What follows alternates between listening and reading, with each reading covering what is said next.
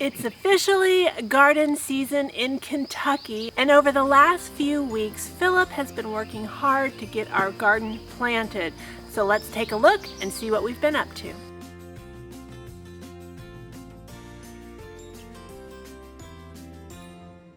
Hey friends, it's Barbara Sue at Kowalski Mountain and welcome back to the homestead. Now Derby Day, which is the first Saturday in May, officially kicks off garden season here in Kentucky, and the weather's been kind of mild, so we kind of got a head start. Now over the last few weeks, Philip has been working very hard. Our goal is to grow enough food for ourselves and our animals, and it takes a lot of work to make that happen. And let's take a look and see of what we've been up to.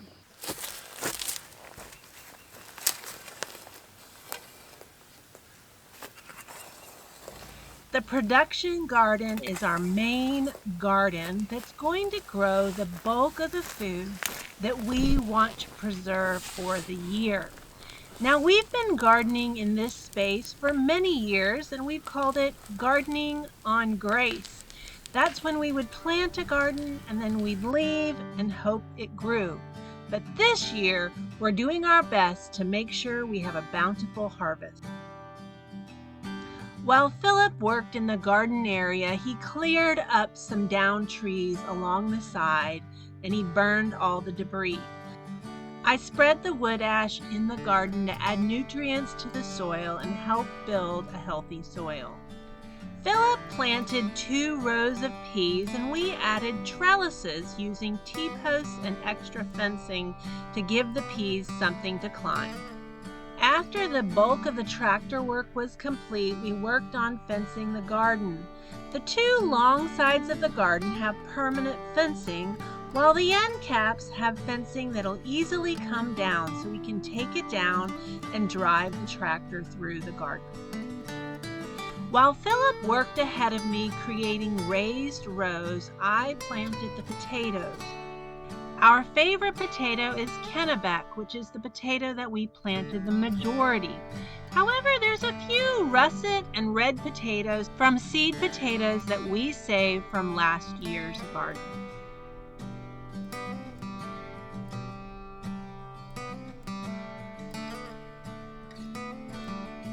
While we are planting a variety of plants and some interesting things to try, this year we're really sticking to the bulk of the things that we eat most. Potatoes, peas, corn, carrots, green beans make up the majority of the production garden.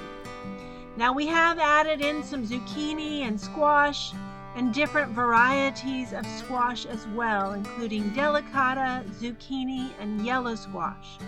All of those things are here in the production garden to make up the bulk of the food that we hope to last us all year long.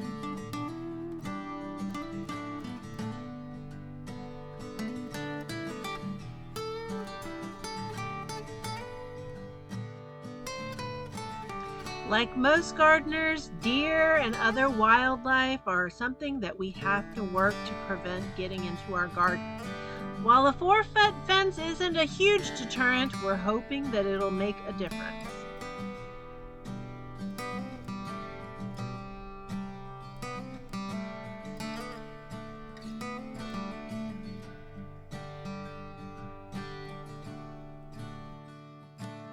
It's dropping 2 at a time.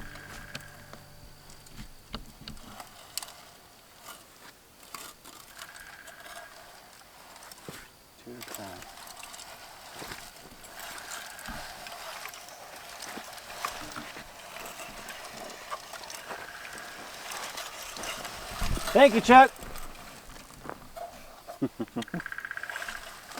While we've only been in Kentucky for a short time, we're really thankful for the new friends we've already made. Chuck was kind enough to let us borrow his seed planter so that we could easily plant the sweet corn that we plan to preserve this year. You needed to offset your starting point. Well, yeah, but I don't know when it first started to drop, so it really doesn't matter. Sweet corn is one of the crops that we are planting in succession, and using seed time makes it really easy to manage our planting schedules so that the harvest doesn't come in all at once.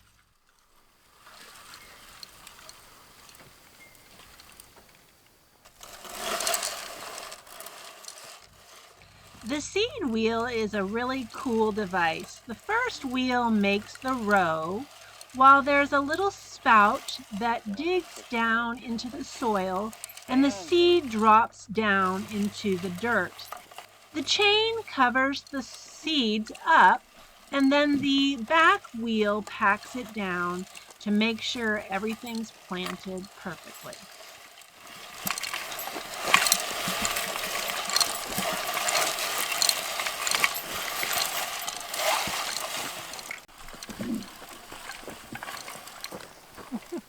Yeah, I figured it looked funny. I can't wait. It feels funny. I can't wait till you do the one that's 4 wide.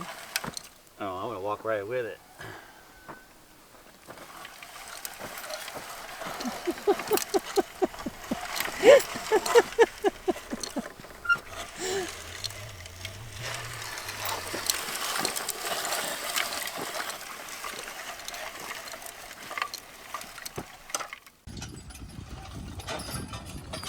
Just got done this morning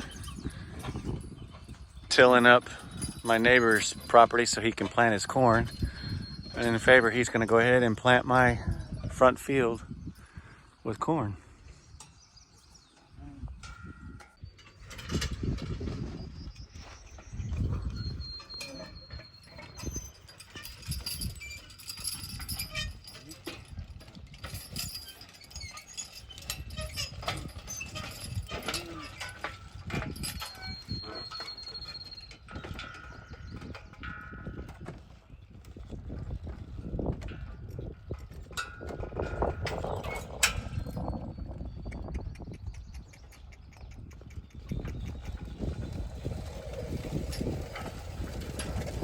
It is Derby Day in Kentucky, which means it's the weekend of the Kentucky Derby, and it's the official start of garden season in Kentucky.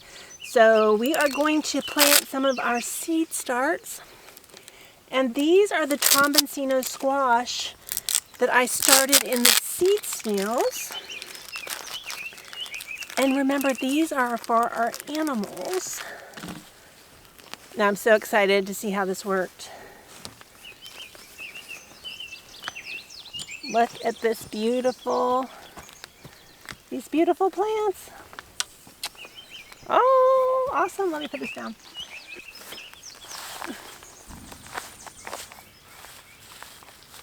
So these are easy to separate. I'm just going to gently pull these apart. And there we go.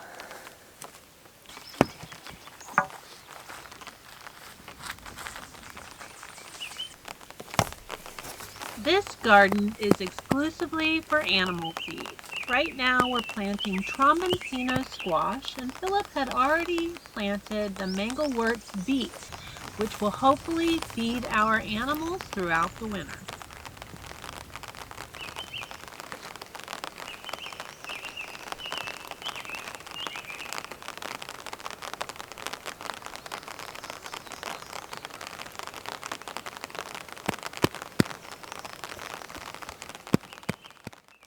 Well, our first official day of garden season quickly came to an end when the storms came in and rained us out.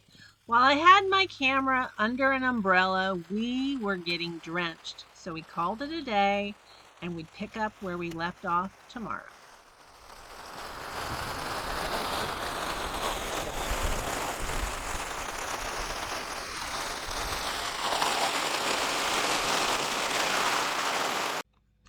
This garden is an extension of the animal feed garden. There's a lot of plants in this area that are going to vine, and so we've tried to spread them out so they have lots of room to do that. Currently, you see me planting peanuts, which we'll use the peanut hay and the peanuts for animal feed.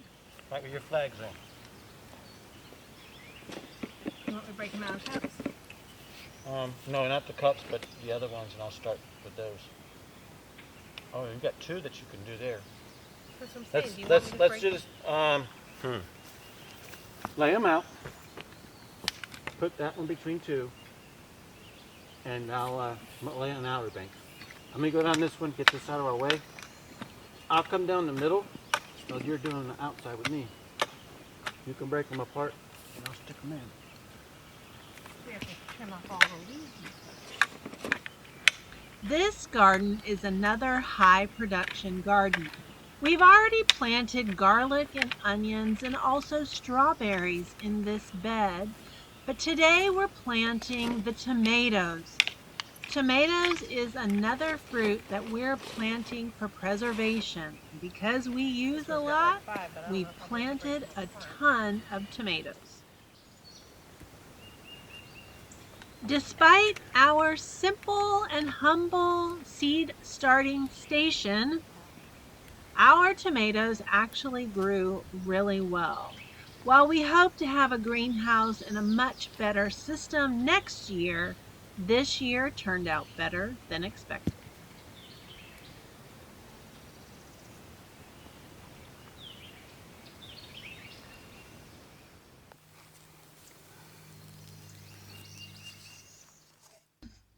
Since tomatoes will root along the stem, we always plant the tomatoes in such a way that there is a deep root base to really support the plant well. Be all right to break them. Shoot. This curvy crap is really messing with me. Well, that comes from not having a proper seed. You asked about turning them too. Did we ever turn them? Did you? I didn't. I'm asking you. I took over way after these were big. Doesn't matter. Later on, it can be turned. We talked about it. I thought you were going to do it. It's okay. I turned them one time probably. Okay. I turned all the seed snails because they were lean.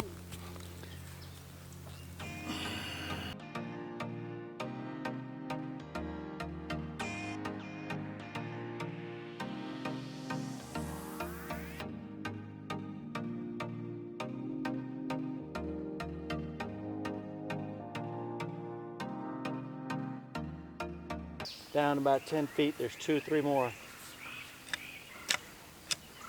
Just to get them by until tonight.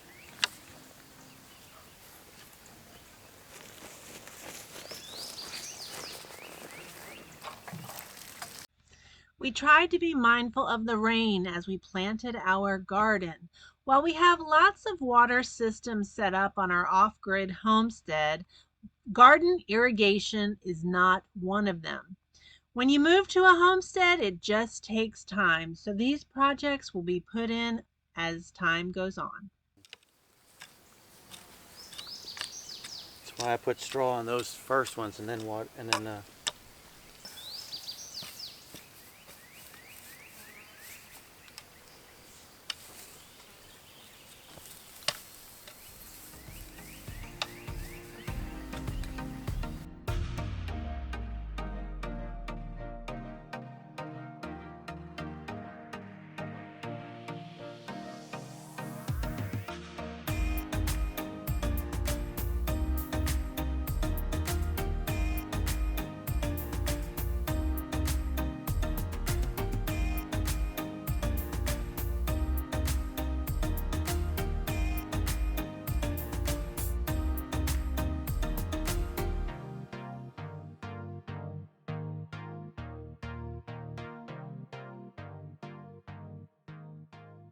This is basil, and we plant this as a companion to the tomatoes, helps keep away pests. I wish you could smell this. It smells so good. Now I have one that not very many sprouted. Let's start with that one.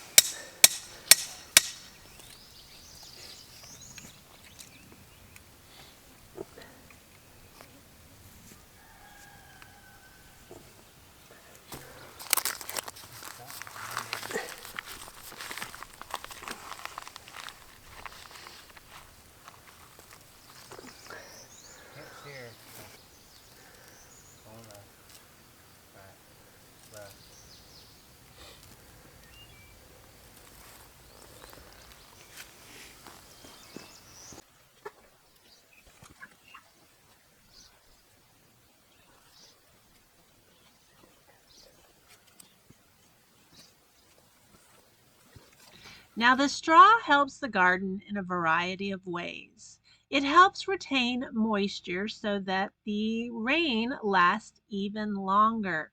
It also helps prevent weeds from growing up and taking over our crops. And then thirdly, it helps with splash up so that our vegetables aren't covered with dirt.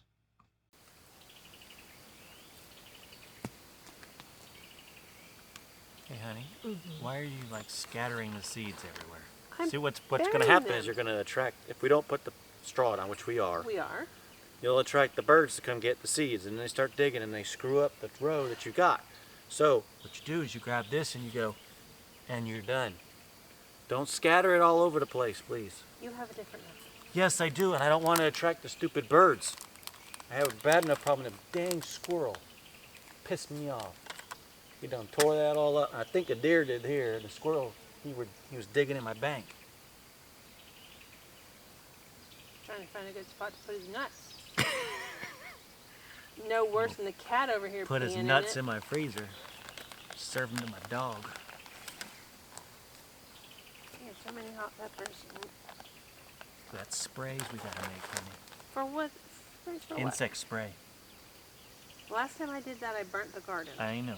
Well, I'll take care of it. I'll help. I'll help. I'm not taking it over completely. Uh-huh. Because I need the help. All right, so those were orange, right? All right.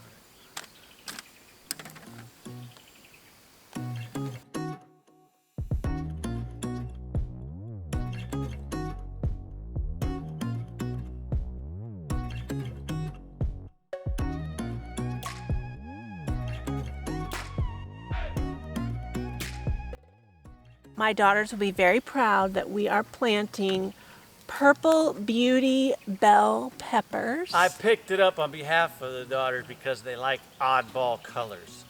So we're planted yellow and purple and orange peppers. Not a green or red one in the bunch.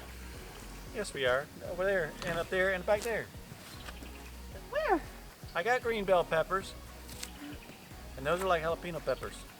Have you got your hole dug yet? I'm waiting on what I had. I told you what you had. You could dig the holes. Actually, let me do a little, that's purple. Yes. Do a little gap and put some more marigolds between.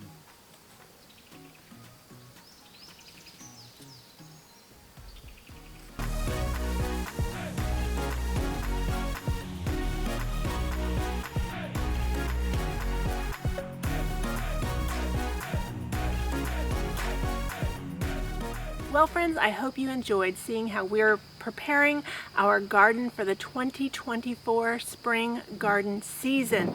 Now, this officially will kick off the monthly garden tours, so be sure to hit that subscribe button so that you don't miss the future updates. As always, we really appreciate you watching, especially to the very end. If you haven't hit that subscribe button yet, hit that button. We'd love you to be a part of the Kowalski Mountain family. Thanks so much. We'll see you next time.